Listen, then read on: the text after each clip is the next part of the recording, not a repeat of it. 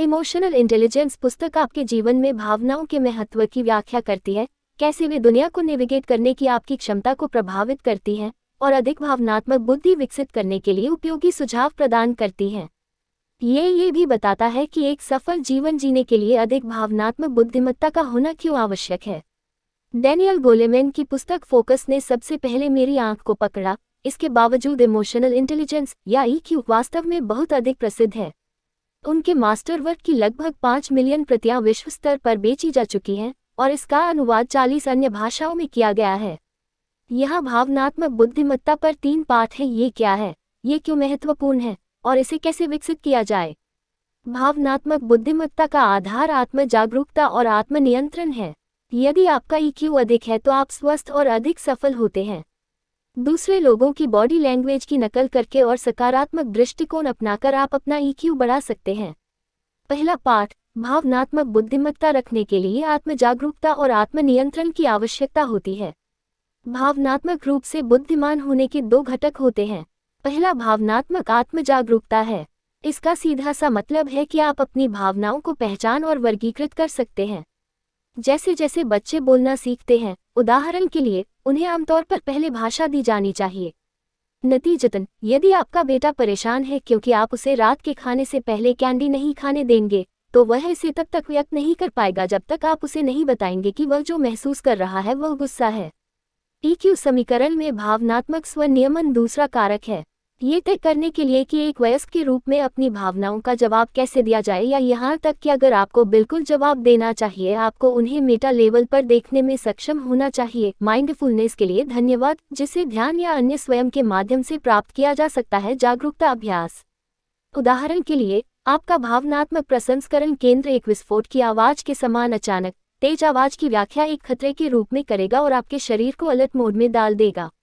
आपके तार्किक मस्तिष्क द्वारा फिर से जांच करने और यह निर्धारित करने के बाद कि कोई वास्तविक खतरा मौजूद नहीं है, आप जो कर रहे थे उस पर वापस लौट सकते हैं।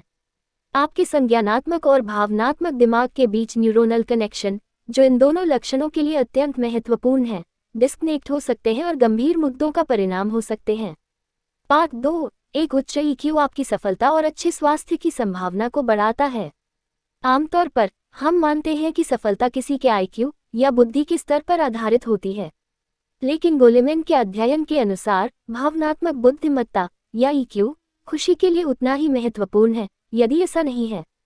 उदाहरण के लिए, भले ही उनके साथी समान रूप से बुद्धिमान हो, उच्च समानुभूति के स्तर वाले छात्र व्यवसाय और नौकरी की दुनिया में बेहतर प्रदर्शन करते दिखाई देते हैं। वे सामाजिक स्थितियों में बेहतर करते हैं, जैसे कि यह जानना कि कक्षा में कब बात करनी है और कब चुप रहना है, और अपनी भावनाओं को प्रबंधित करने में बेहतर हैं, जैसे कि ऊब जाना लेकिन फिर भी अपना स्कूल का काम पूरा करना। इसके समानांतर, जो बच्चे अपने व्यवहार को जल्दी नियंत्रित कर सकते हैं, वे बाद में बेहतर प्रदर्शन करते हैं, जैसा कि आप पहले से ही जाने माने मार्शमैलो प्रयोग से अवगत हो सकते हैं। साथ ही, सामाजिक रूप से निपुण प्रबंधक लोगों का नेतृत्व करने में बेहतर होंगे क्योंकि वे आवश्यकता पड़ने पर दूसरों को मनाने में सक्षम होंगे। आपके ईक्यू का आपके स्वास्थ्य पर भी महत्वपूर्ण प्रभाव पड़ता है क्योंकि यह तनाव को प्रबंधित करने की आपकी क्षमता में सुधार करता है, जो आपको हमारे समय की सबसे आम बीमारियों में से कई, यदि सभी नहीं, से बचने में मदद कर सकता है। पाठ 3, सकारात्मक दृष्टिकोण अपनाकर और अन्य लोगों की हाव भाव की नकल करके आप अपना ईक्यू बढ़ा सकते हैं। ठीक है निक, ये सब बढ़िया है, लेकिन फिर मैं अपना ईक्यू कैसे बढ़ाऊं? निम्नलिखित 2 अभ्यास आपको अपनी भावनात्मक बुद्धि विकसित करने में मदद कर सकते हैं। दूसरों की बॉडी लैंग्वेज का पालन करें। अपने आप को समझाएं कि आप अपनी असफलताओं के लिए जिम्मेदार हैं। पहला अभ्यास न केवल आपके सामने बैठे व्यक्ति के साथ आपके संबंधों को बेहतर बनाएगा, बल्कि यह आपकी भावनात्मक आत्म जागरूकता को भी बढ़ाएगा। उदाहरण के लिए, यदि आप जिस व्यक्ति से बात कर रहे हैं उसकी मुद्रा अच्छी है, तो अपने स्वयं के शरीर को सीधा करने से उन्हें सूक्ष्मता से संचार होगा कि वे आप पर भरोसा कर सकते हैं। यह आपको ये समझने में भी मदद करेगा कि अच्छा आसन कैसा लगता है और सहानुभूति के लिए आपकी क्षमता को बढ़ाता है, क्योंकि अब आप समझ गए हैं कि जब वे उस स्थिति में होते हैं तो उन्हें शारीरिक रूप से कैसा महसूस करना चाहिए। यह उन स्थितियों में से एक है जहां स्वस्थ आदतों को विकसित करने के लिए आप, जब तक आप इसे बनाते हैं तब तक नकली कर सकते हैं। दूसरी गतिविधि करके आप अपना आशावाद विकसित कर सकते हैं।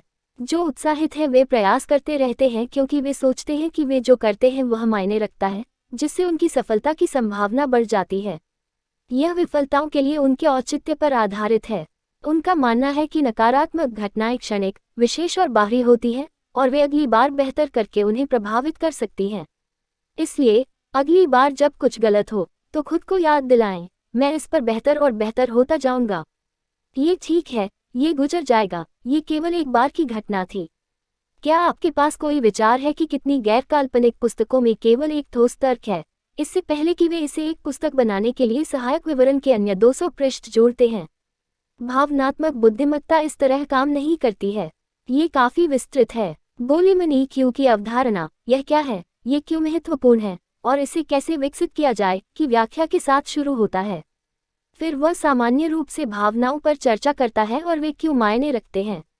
अयोग्य समर्थन।